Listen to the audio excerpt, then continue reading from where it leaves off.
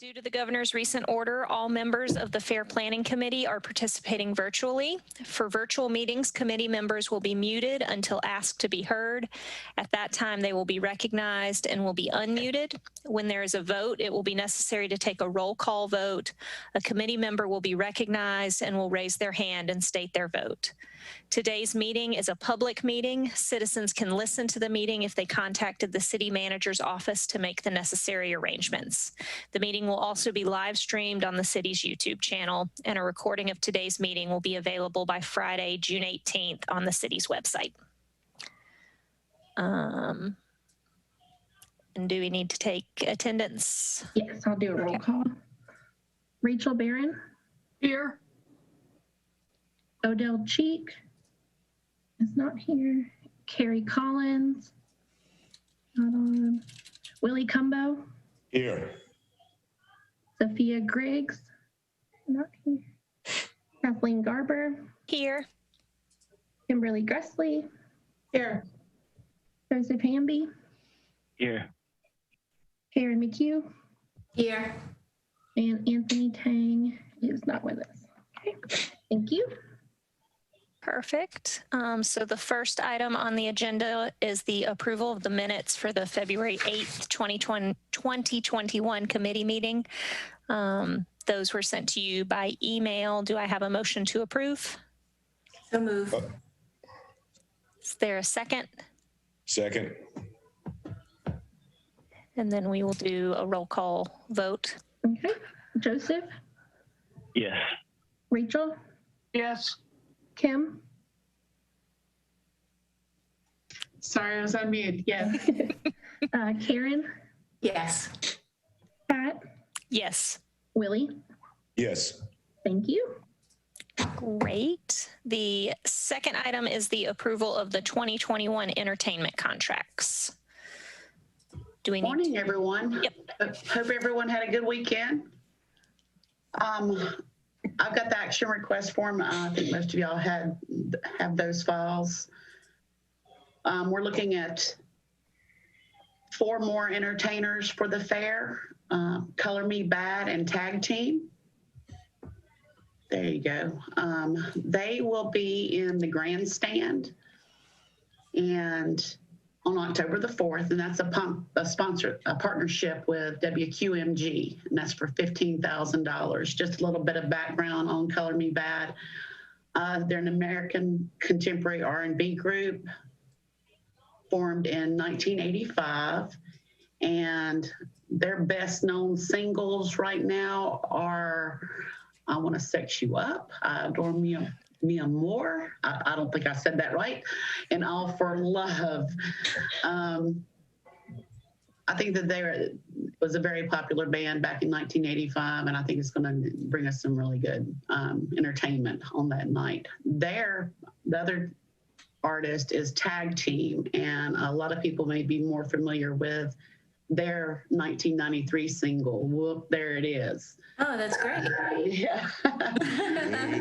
That's been in a number of advertisements, films, and TV shows. So I think that that's really enjoyed by just culturally and generationally diverse audiences. And the cost for that is $15,000. The next entertainer is Roger Abramson, the historic wood turning and woodworking display demonstration. Roger has been with us before and was very popular with everyone. He demonstrates roughing out raw logs, the hand axe, turning bowls with hand-powered equipment. He's overall just a great entertainer. I'm sure most of y'all have probably seen him in the past for Yesterday Village. Along with Roger, Reggie Delarme, she is the early American pottery demonstrator. She sets up right there beside him in the past in Yesterday Village, right behind the office. And she demonstrates early American pottery and educational ideas to get kids more involved with clay. And Roger's contract price is $5,200. Reggie's is $2,500, and they are with us all 10 days of the fair.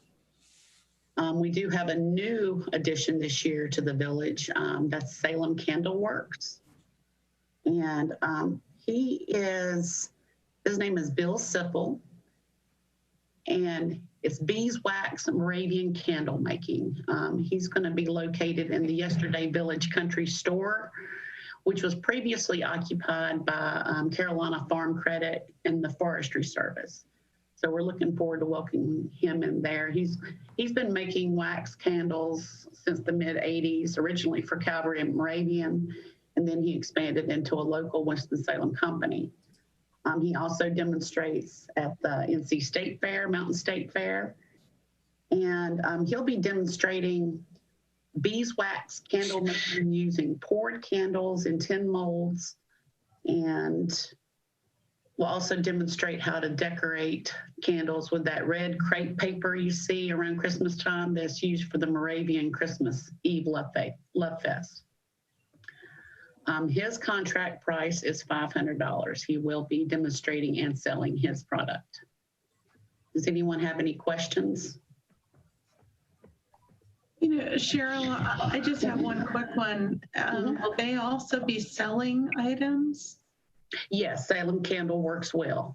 They'll be similar, like Jeff, our glass blower, he sells his jewelry items. Sarah, she sells some of her loom materials. It's just it keeps the cost down for the actual demonstration, and it also helps them out. Okay, thank you. You're welcome. Hey, Cheryl, it's Robert. Do you want to, I know it's not in the request here, but do you want to talk about Melvin Mughal, the busker? I'll turn that back to you since you are a little bit more familiar with that. All right, great. Yeah, I'll touch on it. Yeah, Robert, he mentioned this to me last week, and it's a very interesting idea. Go ahead. So we have been approached and have worked with before a busker. And for those that don't know what a busker is, it is ultimately an entertainer who makes a living on tips playing on the streets. And we've used him before at the fairgrounds and paid him to do those services. He brings, he's got some drums that he brings. And he's really entertaining. He draws crowds to him. So we have been talking with him about having an educational piece at the fair regarding busking, almost to explain what busking is and how these folks entertain within not just the city of Winston-Salem, which is arts and innovation, but all over the state. Because there are busking licenses and permits that you have to have in certain areas. So in brief discussion with him and Cheryl, there's opportunity for him. We'd want him within the gates and not outside the gates, because outside the gates would create almost a free-for-all for people to kind of come do whatever they want to do. If we allow one, others will come. So we put him inside the gates near maybe the main gate, or he can move, he can roam. But ultimately, he'd have an educational display with him. He'd bring extra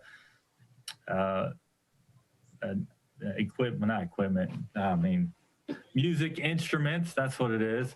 And he'd allow the public to play and the kids to play along with him. And he would only be paid off kind of the experience of what buskers do with the tipping. And he is okay with that. And so Cheryl and I, in our conversation, were like, we feel like we need to run it by you all to make sure that's okay with what kind of that might look like for us. If there's issues that may be out there or things that you guys may not think that's the proper way to do things. So just, we're throwing that out there now. It's not for approval now, but we'll probably bring it the next meeting if we get a little bit of legs on this. Rachel, did you have a question? Yes. My only question was, how are we going to explain if we get calls from other bucksters why we chose this one and not didn't open it up?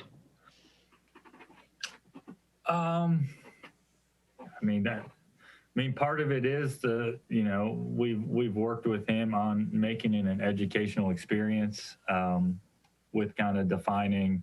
We're bringing a unique aspect. It's not just kind of someone who's just busking and showing up here. It's kind of just like all the other fair acts. It's fair entertainment that is part that we're trying to mold into what we do here. It's a fair question for sure. Oh, go ahead, Karen. I have two questions. One is, would he be parked in one particular spot, or will he be actually roaming around the fairgrounds? And my second thought is, I don't know about tip. Do we allow tipping at the fair normally? Because I would feel better paying him, quite honestly. I get the educational component, our public may not actually get that. We know what he's doing, but they may not. He could talk about busking, but I would feel better giving him a little something anyway, and not having him necessarily rely on tips if our patrons aren't used to tipping. Correct. Yeah, honestly, that was his idea. Yeah, typically with our other contractors, like the one-man band and those people, it's actually in their contract not to solicit tips. Right. So yes, it would have to, the educational portion of this would have to be very dedicated. And that's what I think he's trying to do, is educate the public when they see him around town and things like that. I see. And more than likely, we'd probably keep him in one area there near the front gate. And that's so he wouldn't interfere with some of our other performing acts. Okay. I was just going to say I agree with everything Karen's thinking, but I would limit him to an area so that he's not taking away from or distracting anybody else that you have who kind of uses that area you've designated for them to do their performances or events. Yeah, and I think that's one thing that we're looking forward to with his setup. He doesn't need all the sound and the electrical and things like that. So he can be put in areas that may need that extra little bit of entertainment, if not just, to pull people into different directions. That's where we'll just have to look at that. It's new for us too. We'll see where he works best. What is the visual? What does he look like? What is he carrying? Or I think he plays bongo type drums. I think that was the picture you sent me, Robert, right? Yeah, I think he's got a handful of different instruments. When he's played here previously, we've had him play for some hockey games and at the ice rink. It's a large drum, which is probably not a bongo, but it's some kind of drumming instrument, and he has like a tambourine thing, and he's very, very talented. He's out of Charlotte. He busks in Charlotte. He busks in Winston-Salem. He's an African-American male, and he's probably about 30 years old would be my guess. And the reason we asked for the tip piece was really because it was his idea to do it that way. Because in the conversation I had with him very briefly was, we want you here for all 10 days, and trying to figure out what's a fair number to pay, because that's not his full-time job. He's not a full-time busker. So it's working around hours and stuff like that. And he was kind of said, well, can I educate based upon busking, and this is how we make our living, and we want to make it an interactive experience. So that's kind of where it came to, well, we need to talk to you guys about it, because it seems weird, it seems off to us, I think, but I get where the angle he's trying to draw from. I think it would be better to pay him, and then we can have a formal contract, and we can find some of these things in the contract. Yeah. Or maybe come up with a maximum amount of money that he should make, and then we make up a difference. Like come up with what's fair for him to make in his 10 days. That's a lot of time. Yeah. And then you come up with that number, and if he makes part of it by tips, that's great. And then maybe we can contribute the rest. I don't know. So he Yeah, it's not. it feels like maybe there should be some sort of, even like the candle maker in the village, like we're only paying them $500, but we do still have a contract with them where we have brought them in as an approved entertainer vendor. And so, and kind of like you were saying with the one-man band, he can't solicit tips or shouldn't be, but we could adjust the busker's contract to allow him to get tips because as he's explaining, that's how they typically, but it does feel like we do need to have something kind of formal in place for him. I would say, to clarify, we would have a contract in place regardless, whether it was based on tips or paying. Mm-hmm. And I think, I mean, Cheryl, well, she can probably speak more to it, but I think the true entertainers, like the one-man band, they're getting larger dollar amounts versus those like the wood bowl turner and the candle maker who also sell their items. I think some of that's involved in kind of how that's calculated. Plus, we have to look at whatever budget's in there for entertainment, Cheryl. So Correct. And I think that working with him, maybe getting some type of schedule, we can look at the tip versus, like a flat 500, and then detail out all the rules and regulations in any form of contract that we did draw up.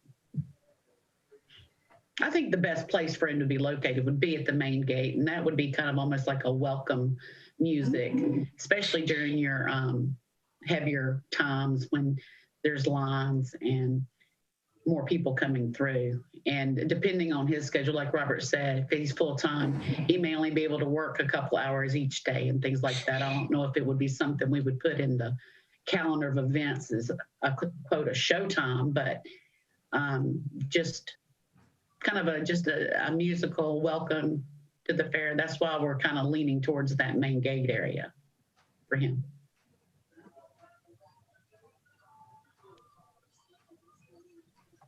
but that was all. Thank you for your feedback. Okay. I think that's all. Yeah. I think that's what we needed. Perfect. So going back then to the contracts that we do have in front of us for Color Me Bad and Tag Team, Roger Aberson, Reggie Delarme, and Salem Candleworks. Do I have a motion to approve those? I'll make the motion.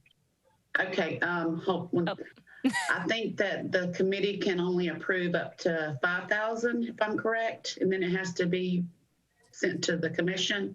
So, so is it two? So we're approving. Yeah, Motion you to can approve. recommend. Yes. Approval of Reggie and Salem, and then recommend Color Me Bad and Roger. Okay. Motion to approve the two contracts under $5,000 and motion to recommend the two that are above that amount to the Public Assembly Facilities Commission. And I'll make that motion. Thank you, Jesse. Perfect. And we'll do a roll call vote. Is that Karen who seconded? Kim. Okay, Kim. Okay, Joseph, Yes. Rachel, Yes. Kim, Yeah. Karen, Yes, approve. Kat, Yes. Willie. Yes. All right, thank y'all. Perfect. The next item of business is the approval of the resolution allowing the sale of beer. Thank you, Chair Garber. I will take this one. Rachel, can you pull up the proposal? Perfect. So this is a recommendation that will go to the Public Assembly Facilities Commission for the approval to sell beer beginning with the 2021 Carolina Classic Fair. So we have been working on this for a couple years, and we had intended to present this to you all last year, probably May or June, but our little friend called COVID came along and kind of threw everything out of proportion there. So I'm just going to run through this proposal. Feel free to jump in anytime, any questions, and we can discuss further at the end. But ultimately, I'll read through here. The Winston-Salem Fairgrounds and the fair are proposing the introduction of beer sales beginning with the 2021 Carolina Classic Fair in partnership with some local North Carolina breweries. Currently, as far as alcohol goes, we do have a wine garden and host the largest wine competition in the state typically. We do sample and taste wine all 10 days of the fair and sale by the glass and bottle. The Carolina Classic Fair continues to focus on growing agriculture in the state of North Carolina, and one of the fastest growing agricultural pieces is beer, which features local malts, hops, and grains. And just a little research as far as our competitors, our neighbors, and those around us, fairs that already sell beer. Every connecting state to North Carolina has a fair that sells beer. The North Carolina State Fair sells beer. And we listed kind of just the East Coast. All those states have a fair that sells beer. Delaware, Pennsylvania, Kentucky, Ohio, West Virginia, Virginia, Tennessee, Florida, Georgia. So you get a good picture of how it's more of the norm than the not to sell beer at fairs. And in fact, in looking through this, and Cheryl helped find a lot of this information through the IAFE, which is the association that kind of we're members of and has a lot of good feedback with all these fairs. It's something like 47 out of all the states have a fair that sells beer. There's a handful that do not have a fair in the state. But for the most part, 90% or more do. So what we know about some North Carolina breweries, so this is just kind of a sample of just some individual breweries that I have talked to, that my colleague DJ Hargrave has talked to, and just kind of talking about what they do for agriculture and how they assist kind of the promotion of that in North Carolina. There's tree planting programs that are involved with some of the breweries. They promote bee colonization. They do purchase from local farmers and suppliers. And the below number is just a number that one single brewery represented to us. So that's up to 3,600 pounds of malt per week, 187,000 pounds of malt per year, and then 96 tons of grain used. And then what we found from most breweries is there's a grain exchange where they take their used grains, I don't know what you call it. Someone mentioned slop at one point, but it goes back to the farmers. The farmers come pick it up, or it's delivered to the farmers and they feed their animals off of it. And so that was a really unique piece that we found out. So by implementing this at the fair, we would increase that chain and increase the kind of the local feed back to farmers in the area. And then some down below there, the past and present beers that are brewed with regional ingredients. You have honey, apples, basil, elderberry, raspberry, spearmint, pears, malt. All of these items come from farmers. They come from, if not in the area, if not within the state, they're coming from farmers nearby so that they make their beers. So that's kind of the overview of kind of the area and beer in general. And now we're going to kind of hone in on what it would look like if we did sell beer on site and what the fair staff is proposing.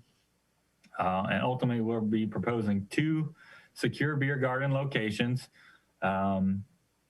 So that means just like the wine garden, once you get in, you can have your beer, you stay in there till you finish, and then you can leave. You cannot walk around the fairgrounds with any alcohol. So that is how we propose that operation.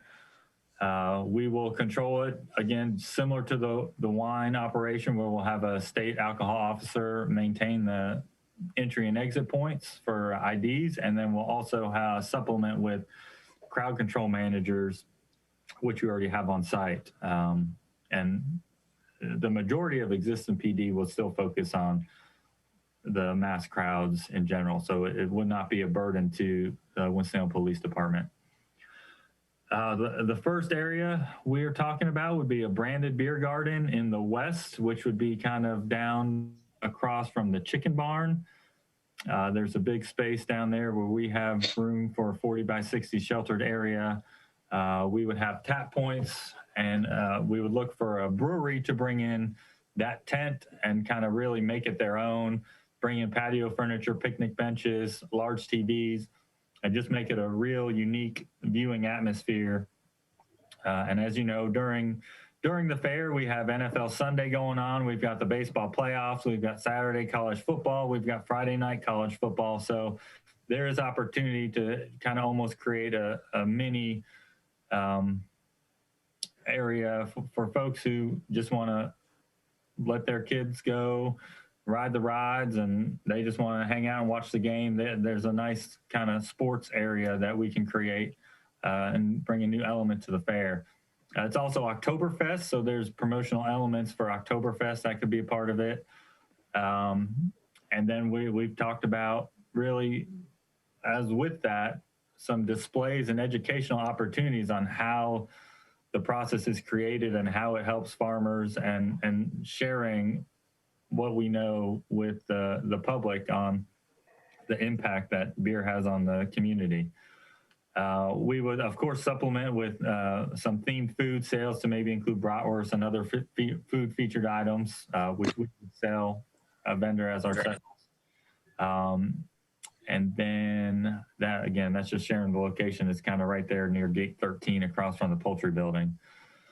The other location would be the grandstand, and primarily, most likely, we would just use this location during the grandstand events, during the hours that people are in the grandstand. I don't think we'd make it a regular flowing location, but during the concerts and during the demo derbies and the rodeos and the figure eight, there's opportunity for us to kind of keep folks in there and have the sale available. We would also sell Pepsi and water products and food as provided before. And then we would, Rachel, you can go down below, just kind of the map there will outline where we're talking about the locations being. Obviously in the grandstand, that's an easy location to define. And then kind of over in that west corner to the left, you'll see where we're thinking of the beer garden. So it's not near any rides. It's not near the midway. It's kind of tucked away there, but you can still draw people over to a nice area. And some marketing support opportunities that could be a part of this, and with some of the breweries we've talked about, some branded cups, in-store promotional signage leading up to the fair, recycling partners for the cans that are produced. And then, like I mentioned before, we'd be looking for someone to kind of really come in and build it and take ownership of it as if they were coming in as an outside vendor, like any other fair vendor. So that would be our goal there.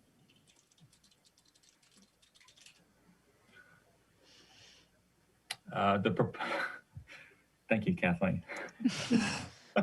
The proposed beer pricing would be $7, which would be for a 16-ounce draft and a 12-ounce can. If there was a beer partner who had a 16-ounce can, most likely we'd have a $10 price. And the theory there is, in years of conversation that we've talked about this, is we don't want a low beer price. We want a higher price so that folks don't take advantage of a beer garden at the fair. We do not want to encourage folks having 3 or 4 beers. 1 or 2 is probably okay, but not 3 or 4. And then below are some proposed hours of what the beer garden could look like. This is all tentative and still to be worked through, but we'd be looking at hours in the regular beer garden, 11 a.m. to 11 p.m., and then the grandstand, some variation of 5 p.m. to 11 p.m. And going to the revenue estimates, and a lot of this information was based on what we got from IAFE, what we got from local breweries. It's a wide range, and it's hard to say what our revenue estimates could be. But also knowing what we heard was that your first year to your fifth year is a drastic difference. So it's going to take 1 to 2 years for people to kind of understand that it's there and what it's all about, and to really participate. So assuming we have 300,000 folks in attendance, and that's based on our 10-year average, at 13%, the low end of kind of what we're looking at 40,000 single beers being sold during the fair. That would represent $280,000 in sales for the fair, which would gross out $186,000 after you take out the expense of the actual product. And one thing to note, that $186,000 would not include the security staff we talked about earlier, and then also the folks we contract with to sell the beer. So there'd still be funds coming out of that to net out the profit for the fair, but we grossed it out just to show we will show a gross sales, assuming 13% of fair attendees buy one beer, of $186,000. And that's kind of where I'll leave it and accept any questions, comments, and we'll go from there. Would the grandstand be a similar setup to the beer garden, where there's a designated area in the grandstand that you could consume, or is it purchase and then take back to your seat, but it can't leave the grandstand? How will that work? So the thought is it would just be confined to the grandstand in general. So we would not limit it to, you could take it to your seats if you wanted to. You just could not leave the grandstand. Gotcha. And we would not sell on Wednesday nights, which is the Christian concert. We would not sell that night. Karen? Okay. I love everything about this. I really do. I think this is great. But if you're trying to create a sports bar environment and you're asking people telling people we encourage them to only drink 2 to maybe 4 beers at a time, and they're in a game, watching a game, I don't know how easy it's going to be to sort of get them to go. So have you thought about, I know the downtown events, they sell bracelets. You have to pre-buy tickets for drinks and you get a little bracelet. So could we maybe, to encourage not hanging out, even though there are TVs everywhere, having them purchase in advance, maybe 2 or how many beers they want, and then they have their beer and then they go, as opposed to just letting people sort of hang out? Because I don't know how we're going to get them out if they're watching like a game or 2. And my other question is about checking IDs. Are we going to have somebody at the door checking IDs? Yes. Go ahead. Well, the ABC officers that we use currently at the wine tasting, that's exactly who we would use in that area also. Okay. No one better to check that ID. They would be on entrance and on exit. Okay. In concern for the amount of beers, I think we could easily, like you said, this is very preliminary, set a max. So many, per purchase, that type of thing. I think we'll definitely have to review and see exactly how to. So that's my concern. So as a former career 4-H youth development person, I was affiliated for 30 years with a fair in Arizona that sold beer. And it was not uncommon to have the parents and other spectators at fair be totally drunk on Friday nights, Saturday all day, Saturday night. And it was a real problem around youth. And I would see that being a problem in the grandstand. If children are allowed to be in there with their families and there are people in there that are drinking away. And that was the first thing I thought of. I'm not saying I'm against this, I'm really not.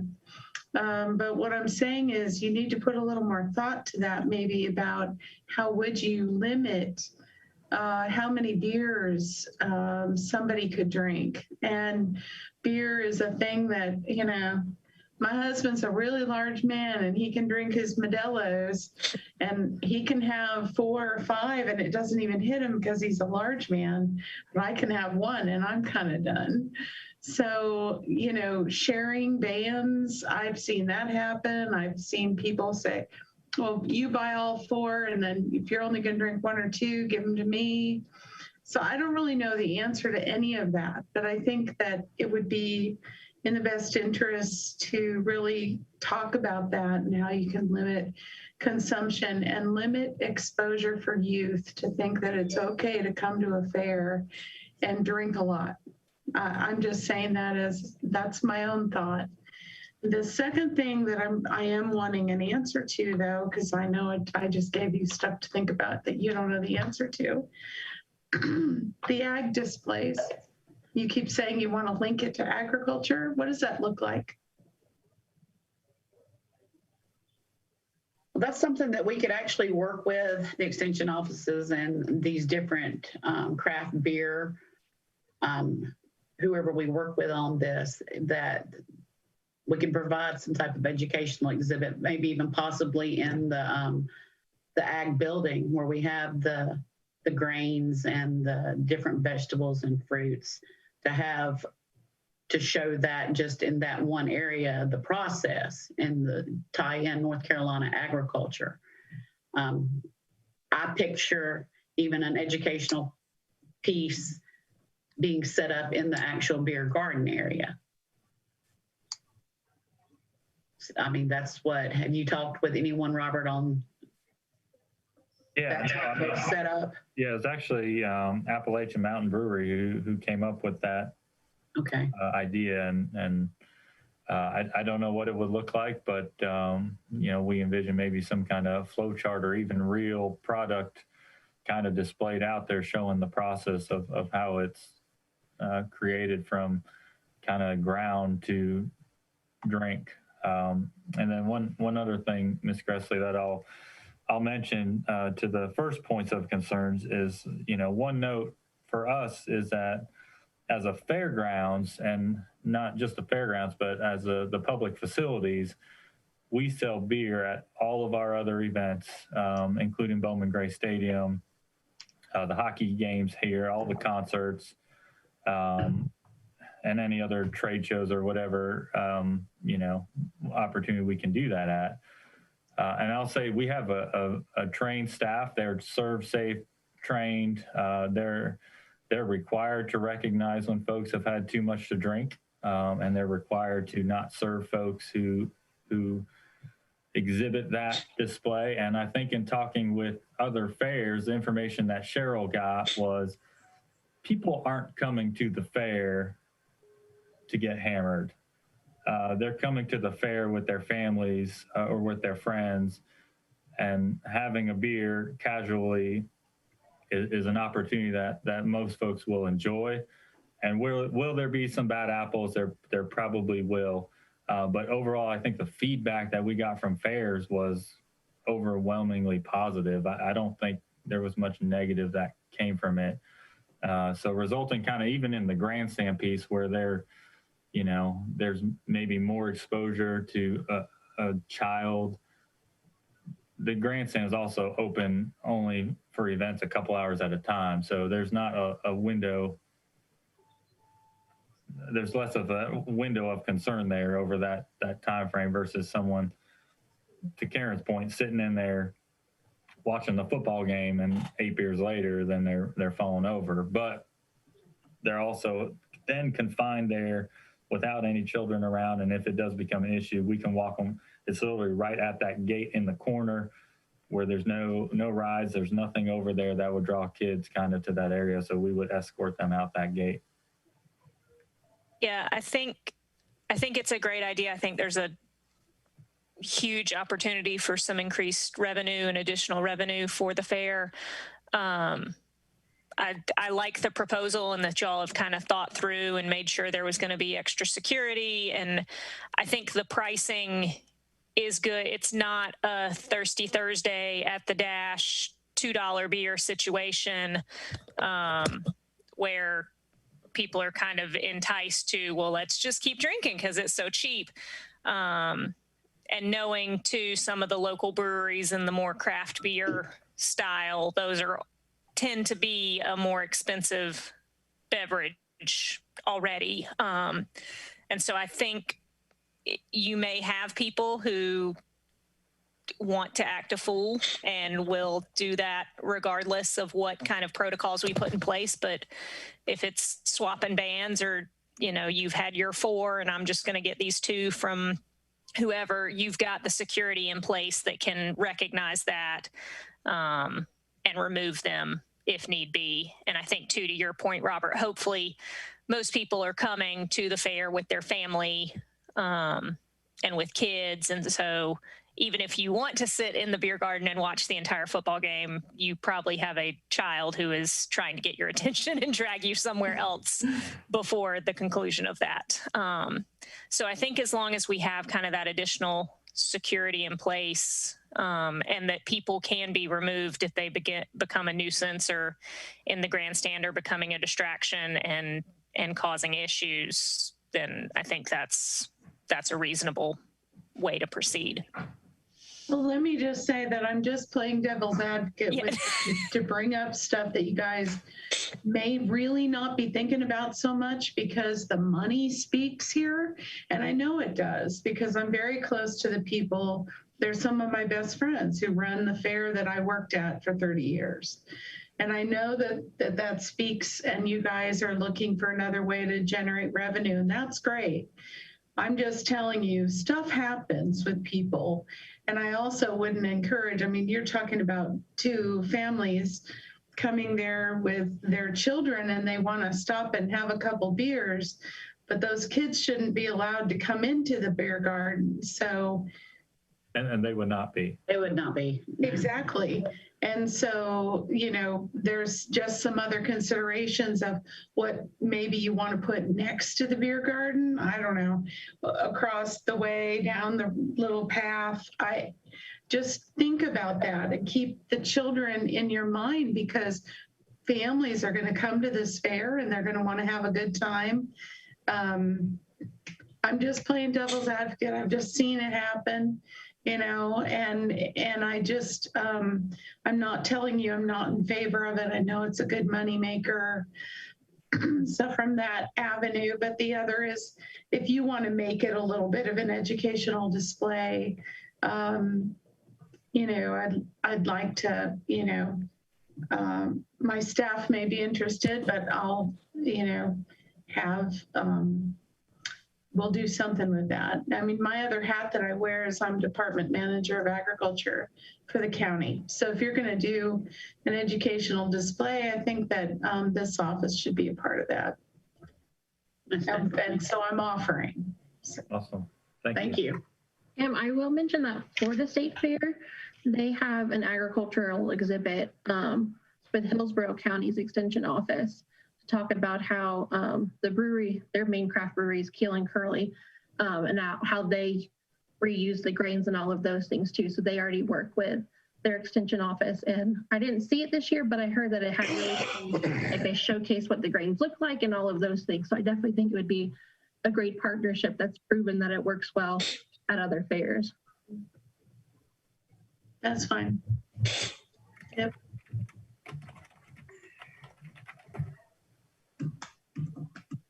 There any other discussion? We did have, Rachel had to leave, so we do not have quorum at the moment, which Ben, I'm not sure if this is acceptable. She did email saying that she would like it to be approved, but I don't know if that counts since she's not here in person now. But Anthony did say hopefully he'll be joining soon, so we could always revisit a vote if he joins. That might be the most appropriate way of moving forward. And I would just say to the committee, if you need additional information from staff, maybe some examples, specific examples, or what we might identify as models that we could share with you all before you make a final decision. I mean, obviously we're in June and the fair's in October, and as we get closer, things will become more time sensitive, but I think we want to, look at this as a real opportunity, but we want to do it right at the same time. And so I'm not sure that we need to, rush into making a decision if you all feel like that you need additional information. Well, my only other question, and I know you mentioned this before, I think, Cheryl, but are we looking for a sponsor for the beer garden to actually build the beer gardens, or is the city going to be doing that? I'm trying to remember what you said. Yeah, so we would be looking for someone to build out that main beer garden for us. Originally, we looked at having not necessarily exclusivity, but kind of a sponsorship partner. And with it being the first year, it's been harder than expected to kind of get someone to commit to actual dollars as well. But and just especially the local breweries, the smaller breweries that we have here, their concern is if they're going to be involved, they need to know sooner than later because they've got to start producing the beer versus waiting to August. And then we're almost confined to going with the RH Behringers of the world. And what we don't want to do is we want to keep it to North Carolina in the worst, the North Carolina angle. So. Well, do you have a number of what it might cost to actually construct the beer gardens? We do not have a number on what it would construct because it really just depends on the scope of how detailed you want to make it. So when we were talking with Wicked Weed, which is based out of, I believe, Asheville, we were talking with Wicked Weed to propose that, and they actually have a traveling beer garden thing. A trailer with 10 of them is not as much maybe as a cost to Foothills or Fiddlin' Fish or someone here who's kind of has to go rent a tent from Party Reflections and then kind of build out around it with all those pieces. But I mean, I'll say we do have a commitment from Appalachian Mountain Brewery that they will build it for us, and that would include the TVs and the tables and the patio furniture and the taps and the refrigerated trucks. But that also doesn't represent a local brewery. So, so I'm going to interrupt just again. Yeah. If the way I envision it is we don't have one brewery building the thing only because are we limited then to only serving their beer? Would we rather have an outside company who does the party wagons, and then we can incorporate more beer breweries so there's not just a monopoly of one? Because there's some companies around that we could talk to who do stuff like that, who might want to do it as a sponsor, and then we can invite all the breweries to come. Yeah, no, that's a good point. So we've looked at it at many different ways. It's been 2 years in communications with local breweries and the RH Behringers of the world. So there is opportunity for kind of I think it's the Forsyth County Brewing Guild. There's all the local breweries kind of can come in and sell their beers. There's RH Behringer who can come in and sell all their beers. And then there's opportunities, which to be honest, what we do with a lot of events and a lot of venues do is solicit sponsorship for events so that there's additional marketing funds that the breweries will provide, and they will provide the setups. And that's kind of where I was going with, if A and B were to come in and build everything, yes, they would want their beer.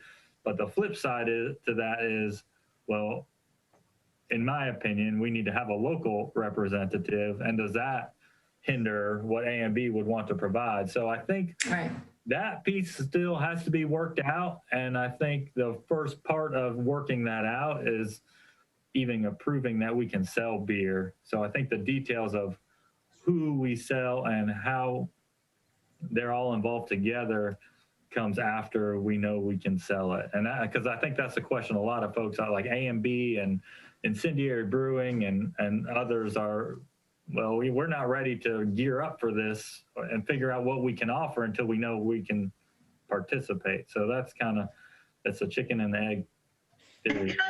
I kind of liked Ben's idea of maybe you guys fleshing this out a little bit more and then coming back and then letting us move forward once we kind of know, instead of there's a lot of ambiguity, we kind of know instead of there's a lot of ambiguity.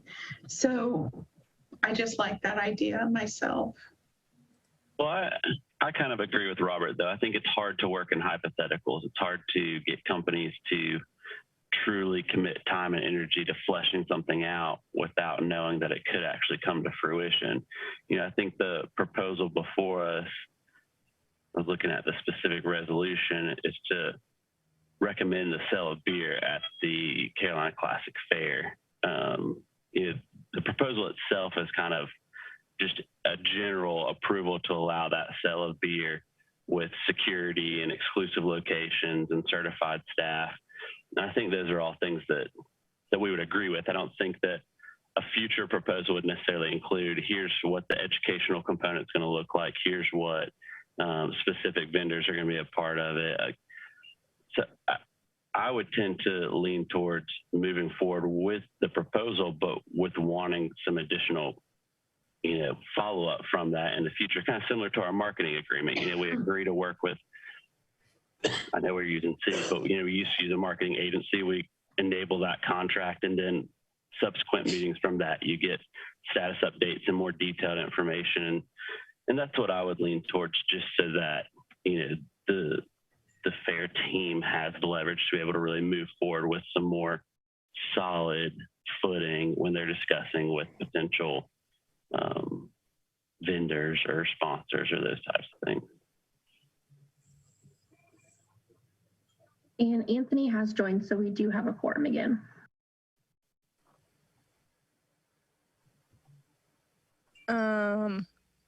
Is there any other discussion, or do we? I kind of agree with Joseph that in order for the fair staff to be able to say this is something that we're, to potential vendors, this is something we're definitely doing, we would like you to participate. They kind of need that approval now, I would think. And so is there a motion to approve the proposal as presented? Motion. Thank you, Anthony. Is there a second? Second. Thank you, Joseph and Karen. And then we'll do a vote by roll call. All right, Joseph? Yes. Rachel, oh, she left. Kim? Back to me. Okay. Karen? Yes. Kat? Yes. Willie? Yes. Anthony? Yes. And then we're back to you, Kim. To sell beer, I'll say yes, but I want more information to be comfortable. I'm not comfortable. Kim, is there, I know you mentioned the specific pieces already. Is there anything that stands out right now that you're looking for us to come back? So I think when we come back in August, hopefully we'll have a better idea of the vendor participation and how it's going to be built, because that we can gather. And to your points about the grandstand and kind of the areas nearby, what kind of information exactly might you be? So I'm a big picture thinker. Yeah. Okay. So I'm seeing it that you want to have 2 areas, but what does that really look like? And you've talked about an educational component, but you're not telling me what that is. and you're talking about local microbrews, which I think is a fabulous idea, but you don't have any of them yet. And so now we've just voted that you can sell beer, but what does that look like? And who is it going to benefit? And how is it going to show the beauty and the wonderfulness of this industry for North Carolina? How is it going to help economically? I mean, I just see a lot of, I don't know. I see where I would go with it, but I want to know where you're going with it. Does that make sense to you? Yeah, I think so. I mean, a lot of the pieces we've already talked about, just really defining them out, I think. And then we can reach out to you too, just as we move forward, because I think we've got 2 months to work through some of these things. So we can do that. I mean, I don't want you to go away from the meeting thinking that I'm totally against this. I'm not. I just voted to go ahead and sell it. My son brews Engie beer in his garage. And so I get that. And that's engineer beer, by the way. He started as a fraternity member at the University of Arizona, so he still brews. But I'm just saying that there's a lot that you can put into this, and I wouldn't want to see you go in the wrong direction, or, from what you've talked about today, going, how is that going to help North Carolina? And have you talked with NCDA? What do they have that you can get? And who, there's a lot of ways you can go with that, and educational piece, and making sure that you're including people from North Carolina. I wouldn't want you to go and get a big producer, because then it's just like every other fair where there's just a big producer, there's beer over here. It has nothing to do with the state that you're sitting in. I think you probably know where I'm going with that. Well, and I agree with Kim. I think that the presentation was related to making the argument for why beer sales make sense. And now let's get a presentation on what this looks like, how this is fleshed out. And so now that you're able to say, yes, we're going to do beer sales this year, and you're able to get groups to commit and organizations to commit, we'd like to see some more detail on what that's going to look like and how that's going to be fleshed out. Right. Yeah. We'll have more information to come. Sounds good. Thank you all for your input and discussion. The next item is the approval of the resolution for $5 gate admission price on opening day. Okay, yes. We're requesting the approval of a $5 admission price for opening day, Friday, October 1st. And we're going to push this as a welcome back promotion for the Carolina Classic Fair. This would be a general admission for everyone. $5 opening day, open to close, promoted as a welcome back promotion. And this is going to, I think, for one thing, people, since we didn't get to have the fair last year, this is a good opportunity to let the community know that they were missed, and our way of giving them a little bit of discount to come see us. Welcome back, get back out there, enjoy, see our new branding. And then also, there's a little bit more information there. You can see over the past, about 6 years represented below, our first Friday typically has less revenue, less admissions on the opening Friday. So I don't know if that's because of Friday night football, other things going on at that time, but this is a good way to also boost that number of admissions for Friday night. I think it's a great idea. It's a one-time promotion. Hopefully we can get more people in on that Friday night and up our actual attendance numbers for the entire fair. Anybody got any questions? Think it's a good idea? Yes. Yeah. Definitely. Yeah. Great idea. I think it's a really great show of goodwill. We do recognize that things were difficult and unusual last year, and we do want you back. And so kind of given an enticement there. I did not realize that Friday was the lowest attended day. So anything we can do to raise those numbers. Are these people not like waiting? It's the fair. It's the first day we can go. Let's go. So I'm sure there's a lot of variables involved. Yes, I'm sure Friday night football does definitely affect that.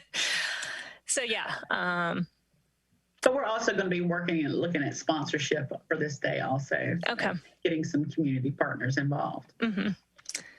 And I'll say I have a conversation scheduled with Wake Forest this Wednesday in hopes that they will match a parking promotion of the similar and not charge $10 for folks to park on on $5 parking day. So I'll also have that information next time we meet. Hopefully we're all on the same page there. Sounds good. Is there a motion to approve the resolution as presented? Yeah, so move. Thank you, Karen. Is there a second? Second. Thanks, Second. Willie. Joseph? Yes. Kim? Yes. Karen? Yes. Kat? Yes. Willie? Yes. Anthony? Yes. Thank you. Perfect. And then we've got a sponsorship and a marketing update. I will take that one real quick. So the sponsorship one, Cheryl may add to it as far as sponsorship in general. But what we wanted to do was share with you all kind of some of the sponsorship pieces that we're putting out in the community right now in hopes to kind of draw some new sponsors in that haven't partnered with us in the past. We've got a lot of real good sponsorship opportunities. If I was a business that I would want to be a part of with the fair. And as all of you probably know, the hardest part about sponsorship is finding the right person who makes those decisions. And that's what we run into. That's what we're running into now. So while we do have some new sponsors coming in, and we always do, we still are still looking for some of those big ticket items that we've lost over the years. You know, the ticket backs, having your image and your coupon on the back of every ticket that comes through this gate is an outstanding piece to have. And someone like a Bojangles or a Biscuitville and putting a $1 off combo meal on the back of a ticket is, I mean, to me, to us, they will see exponential return on stuff like that. And it goes back to the unlimited ride days with Wendy's. And ever since Wendy's left, we don't really have someone who's filled that void. So we've talked with some companies and some of these things just don't have legs that we feel like they should. So we're sharing this with you. We shared it with our staff. I believe we shared it with the Winston Chamber. If you guys have anyone who might be interested, you know, of companies, feel free to share my information. I'd love to talk with them and just show what the fair can do. Rachel, I don't know if you want to scroll down through here real quick just to kind of highlight. So some of this stuff just kind of goes through for those folks who don't know about the fair, just sharing some impactful numbers, who, what, why, you know, when, what we do, who we are, all these typically things, a lot of this information we share with sponsors anyway.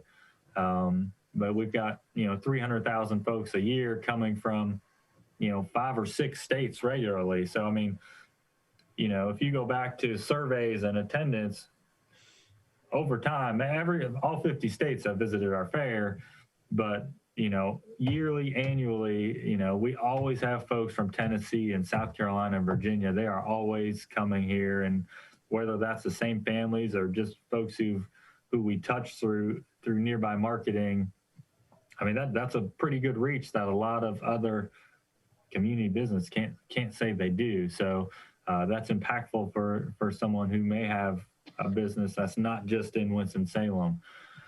So this outlines just some of those things, and then kind of some inclusions that are part of it. Naming rights, official sponsors of certain things. Your logo will be printed everywhere. Announcements on the clock tower. Reciprocal admission to your guests and your employees, or whatever company would like to do that. And so, Rachel, you can go down just real quick, look through this. There's just some pictures that we included in this. And then just that bottom piece is saying, we have ranges that go from 5,000 to 25,000. We still need someone to own the fireworks, own the ticket backs. I think we might have someone for opening day.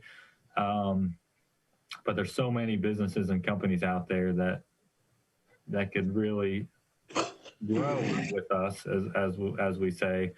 And I just wanted to share this with you guys so that we could exhaust all avenues of engagement. So that's all I have. Cheryl, I don't know if you want to talk about, sponsor source and anything that's come from them recently, but this piece is really about sharing with you all how we can grow with sponsors and they can grow with us. And if you guys know any businesses that can take advantage of this, I'm more than happy to have that discussion. Yes, definitely. In years past, we've been partners with Sponsor Source Incorporated. They've brought in quite a few things for us: Verizon, Chevy dealership, Boot Barn. I guess most of y'all recognize that the clock tower is wrapped with a big Chevy symbol for all the Chevy dealers. That's a very large sponsorship they brought in.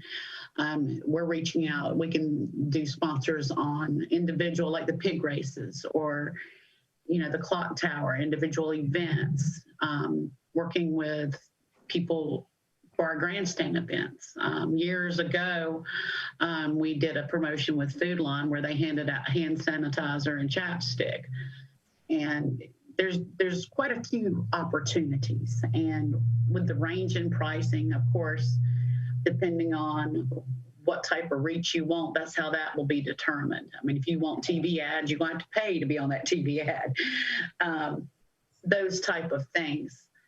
But I think this is a great document. It kind of gives a snapshot, especially to some of your local companies. Okay, well, maybe the 5,000 is too much, or maybe the 25,000 is too much. What can I get for 5? I think there's a lot of room there for opportunity for them. And that's what we need.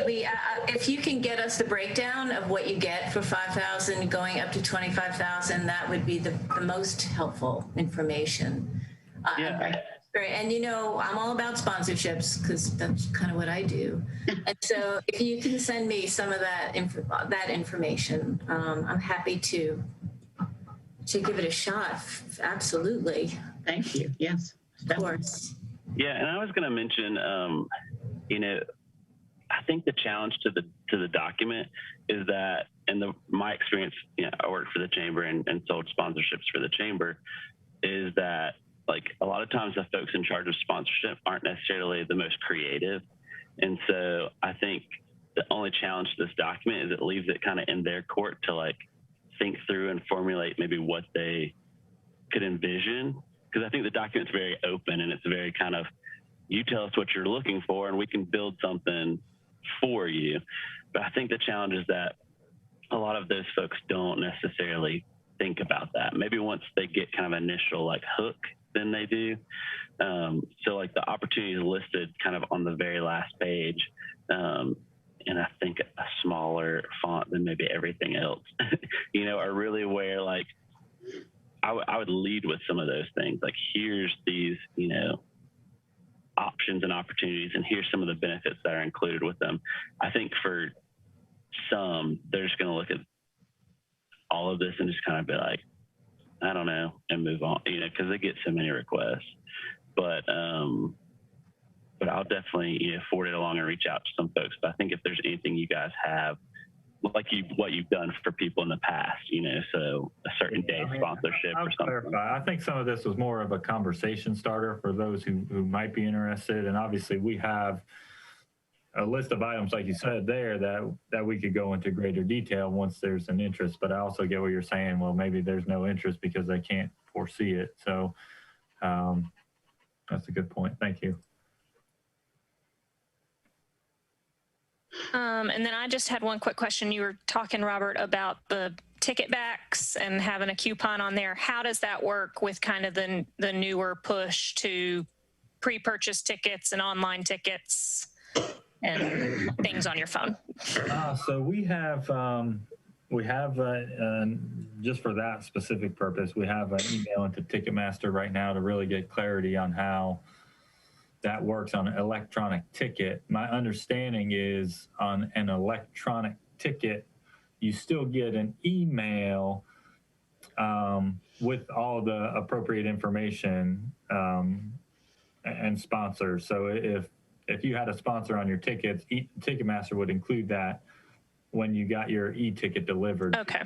So it wouldn't necessarily be like on the ticket, but in that email world of click here to redeem your ticket or transfer your ticket, however it comes.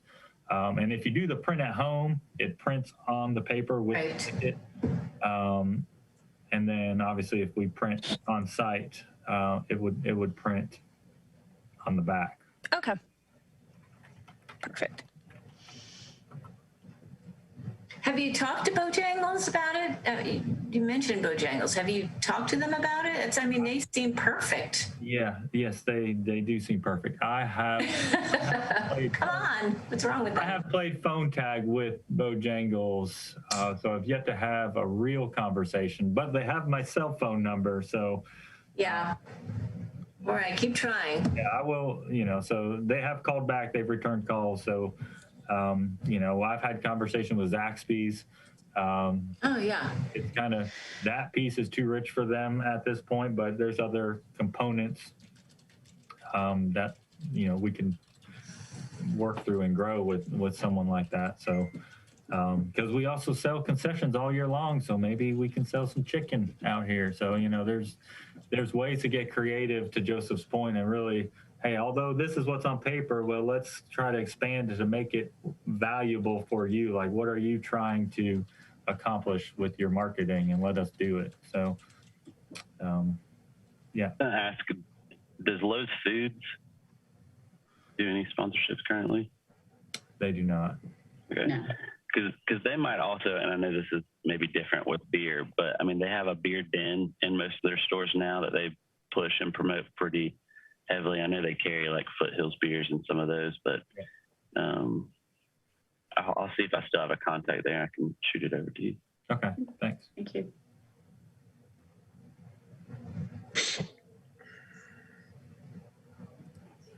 Yeah, and I don't know too, in the same vein of Cookout or somebody or Bojangles, but Cookout might be an option. I know they're a fairly locally based company, and they have now expanded to South Carolina and Virginia and these neighboring states where we also get people to come. So if we could give them $1 off their Cookout tray wherever they are, That's right. might be an option. We do have a call into Cookout already. Good. Yes, please feel free to email us with any suggestions, contact names included. Again, the hardest part is getting and having the conversation with the right person. So, right. Like I said, I've played phone tag with Bojangles. I've talked with the right people at Zaxby's. Cookout and Biscuitville, I have calls into them multiple times with no return calls. So it's hard to, trying to share with someone over a voicemail, like, hey, I'm really important and I can really help you. Just call me back. Give me 5 minutes. It's hard. And Robert, if it makes you feel any better, when I was trying to raise money this year for River Run, we had to cancel last year, but we did have a festival this year. I was ghosted more times than I can tell you by people that actually expressed an interest, did call me back, emailed me, I sent them all the information, and then I never heard from them again. Oh, yeah. It was a really tough year, and hopefully it'll get better. And now that companies are trying to kind of readjust to to opening and to the world. So, you know, I would expect that to still happen a little bit, but again, you know, the fact that we are having there, the fact that we are reopening and we're having a discount opening night ticket, you know, we'll see. Hopefully everybody will sort of get back to normal-ish. Right. Hard. No. I do want to mention that in about 10 minutes, we're going to get cut off from the city live stream. So if we want to quickly run through the marketing update, competitive entries, and any other business. Yeah, so real quick on the marketing update, you know, it's the same plan as normal. We're going to spend a little bit more or reallocate some money just because we still need to brand the new fair name, which we never got to do last year. So we'll spend a little bit more just to kind of brand the fair in August in general. Really just kind of a simple billboard campaign up front, getting people ready for that September and October date. And then I think that's pretty much it. I think those, most of y'all know in 2019, we sold at the mall, Haynes Mall. We are probably not going to do that this year. We're still talking with them and negotiating how to make that happen, but they do want a nice little price tag. So we've also been approached by the Winston-Salem Dash and selling at the ballpark and using them as a location and also using them as a way to sell additional merchandise in their team store. So it looks like it could be a really good partnership that cost us a lot less, and we could foresee some greater revenue sales other than tickets. So none of that's finalized, but we're still working on kind of how that looks. And I think that's really it for marketing. Rachel, do you want to run through exhibits? Yeah, the competitive entries, I believe last time we showed the catalog cover. The catalog has been updated. It should be going online probably next week or by the end of this week. It'll be on the website, and our fair entry system will open at 12:01 a.m. July 1st, so people can start getting their entries. And so it's all online this year. We're not mailing out catalogs this year, so we're doing definitely a big cost savings there. But we're mailing out postcards to everybody who exhibited to say, hey, it's online this year. If you want to check out how to enter, go to our website. Our website has a video to show you exactly how to view it, how to enter online as well, to hopefully reduce the number of people mailing in their entries, which takes a lot of time for us to enter them. So, and we'll be posting on our social media a lot of videos and stuff on how to enter it online, how to view the catalog, and do all of those things to hopefully have a good amount of entries this year, because everyone's been stuck at home with nothing else to do. Sounds good. Is there any other business?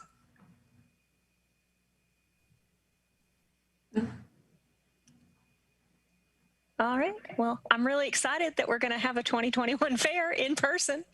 And it sounds like there's some really good and new and exciting things happening in addition to all of the old favorites and traditions. So thank y'all for all the work, and look forward to discussing at our next meeting, which will be on Monday, August 9th at noon, and potentially in person is the plan. So be on the lookout for an email, I'm sure, from Rachel with more details about that. But look forward to seeing you all again, not online.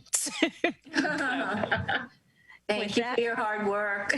Yes, y'all are an amazing team. So thank y'all. And meeting is adjourned. Thank you. Thank you, guys. Bye-bye. Thanks. Thanks.